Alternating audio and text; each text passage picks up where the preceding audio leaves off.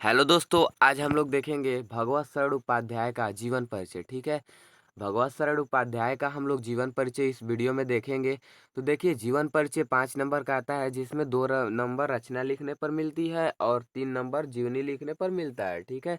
हम लोग अगर जीवनी को लिखेंगे और हम लोग सोचते हैं कि 5 में 5 नंबर मिले, तो आगे पहले हम लोग संक्षिप्त परिचय लिखेंगे उसका। ठीक है।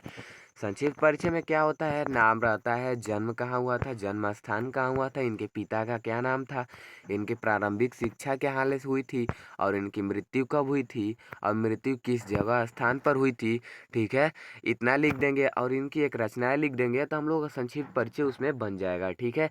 और जीवन परिचय लिख कर एक रचना लिख देंगे, तो हम लोगों का 5 नंबर कुल कन्फर्म हो जाएगा, क्योंकि संक्षिप्त परिचय से ही जो होते हैं एग्जामिनर उसका नंबर दे देते हैं। तो देखते हैं जीवन परिचय। भगवत शरण उपाध्याय का जन्म सन 1910 ईस्वी में बलिया उत्तर प्रदेश जिले के उजियारपुर नामक ग्राम में हुआ था। ठीक है। उजियारपुर नामक ग्राम में हुआ था। अब देखते हैं, इनकी प्रारंभिक शिक्षा अपने ग्राम में हुआ। उच्च शिक्षा प्राप्त करने के लिए ये बनारस आए और काशी हिंदू विश्वविद्यालय से प्राचीन इतिहास एवं एमए की परीक्षा उत्तीर्ण की। ठीक है। ये संस्कृत साहित्य और पुरातत्व के अध्येता तथा हिंदी साहित्य के क्या माने जाते हैं, उन्नायक रहे हैं। ठीक है। उन्नायक रहे हैं। ये प्रयाग एवं लखनऊ संग्रहालयों के पुरातत्व विभाग के अध्यक्ष भी रहे हैं। ठीक है। लखनऊ के जो संग्रहालयों के जो हैं विभाग के अध्यक्ष भी रहे हैं। ठीक है। इन्होंने पिलानी स्थित बिड़ला महाविद्यालय में प्राध्यापक के पद पर भी कार्य किया। ठीक है। प्राध्यापक के पद पर भी क्या किए, इन्होंने कार्य किया। ठीक है। अब देखते हैं, तत्पश्चात विक्रम विद्यालय उज्जैन में प्राचीन इतिहास विभाग के प्रोफेसर एवं अध्यक्ष पद पर कार्य करके अवकाश ग्रहण किया। ठीक है। अवकाश क्या किया, ग्रहण किया, और देहरादून में अस्थायी रूप से निवास करते हुए साहित्य सेवा में जुट गए। ठीक है। साहित्य सेवा में क्या हुए, जुट गए। अगस्त सन 1982 ईस्वी में इस मनीषी साहित्यकार ने इस असार संसार से विदा ले लिया। इनकी मृत्यु हो गई। ठीक है। कब हुई, 1982 ईस्वी में। अब देखते हैं रचनाएं।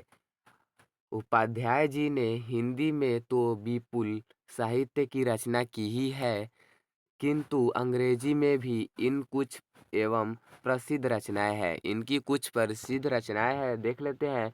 इनकी उल्लेखनीय रचनाएं निम्नलिखित है। ठीक है। इनकी उल्लेखनीय रचनाएं निम्नलिखित है पुरातत्व मंदिर और भवन, भारतीय मूर्तिकला, ठीक है, की कहानी। अब देखते हैं भारतीय चित्रकला की कहानी।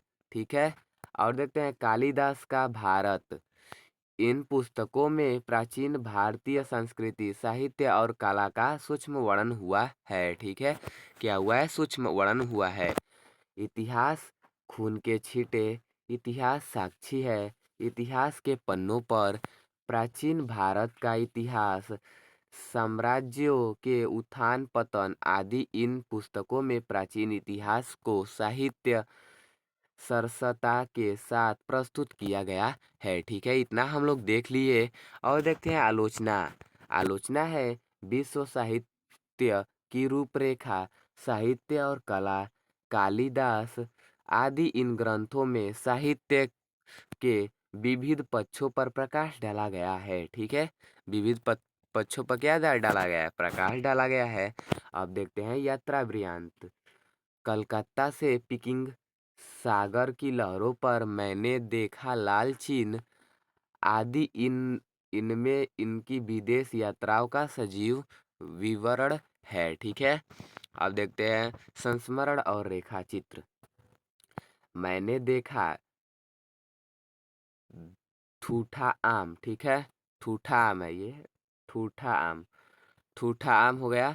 इनमें स्मृति के साथ साथ संवेदना के रंगों से भरे सजीव शब्द चित्र उभरे गए हैं। ठीक है। उभारे गए हैं। और देखते हैं अंग्रेजी ग्रंथ in India in Kalidas women in Rigveda तथा एशियंट इंडिया। अब देखते हैं साहित्य में स्थान। उपाध्याय जी पुरातत्व और संस्कृति के महान विद्वान, उनमें उन्होंने अपने गंभीर और सूक्ष्म अध्ययन को अपनी रचनाओं में साकार रूप प्रदान किया है। और देखते हैं वे हिंदी के पुरातत्वविद, भारतीय संस्कृति के अध्येता, रेखाचित्रकार और महान शैलीकार थे। विदेशों में दिए गए उनके व्याख्यान हिंदी साहित्य की अमूल्य धरोहर है। इन्होंने सौ से भी अधिक पुस्तकों लिखकर हिंदी साहित्य में अपना उल्लेखनीय स्थान बनाया है। ठीक है, इतना ही था। मिलते हैं अगले वीडियो में, तब तक के लिए धन्यवाद।